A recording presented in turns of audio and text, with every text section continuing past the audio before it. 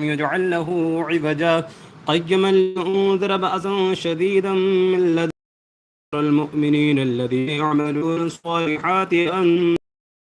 ماكثين فيه أبدا وينذر الذين قالوا اتخذ الله ولدا ما لهم به من علم ولا لآبائهم كبرت كلمة تخرج من أفواههم إن يقولون إلا كذبا فلعلك باقع نفسك على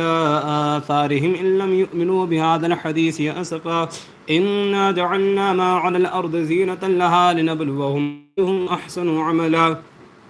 وهو العزيز وإنا لجاعلون ما عليها صعيدا جرزا أم حسبت أن الناس الكهف والرقيم من آياتنا عجبا إذ أوى الفتية إلى الكهف فقالوا ربنا آتنا من لدنك رحمة وجئنا من أمرنا رشدا فضربنا على آذانهم في الكهف سنين عددا ثم بعثناهم لنعلم أي الحزبين أحصى لما لبثوا أبدا نحن نقص بالقاف فقالوا ربنا رب السماوات والأرض لن ندعو من دونه إلها قد قلنا إذا شتطا هؤلاء قوم اتخذوا من دونه آلهة إن الله أبو الكهف ينشر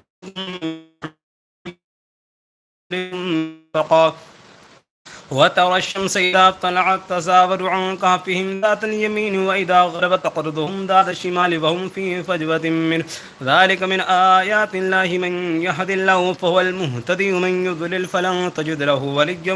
مرشدا وتحسبهم أيقاظا وهم رقود ونقلبهم ذات اليمين وذات الشمال وقلبهم باسط ذراعيه بالوصيد لو اطلعت عليهم لوليت منهم فرارا ولملئت منهم رعبا أو عدهم قالوا برزق منه لخلقوا إنهم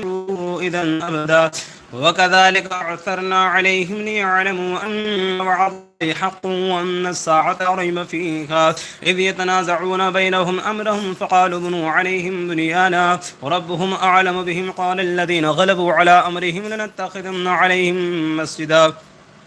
سيقولون ثلاثة رابعهم كلبهم ويقولون خمسة سادسهم كلبهم رجما بالغيب ويقولون سبحان ربنا ويقولون خمسة سادسهم سيقولون ثلاثة رابعهم كلبهم ويقولون خمسة سادسهم كلبهم رجما بالغيب ويقولون سبعة وثامنهم كلبهم قل ربي أعلم بعدتهم ما يعلمهم إلا قليل ولا تمار فيهم لا تستفيهم منهم أحدا ولا تقولن لشيء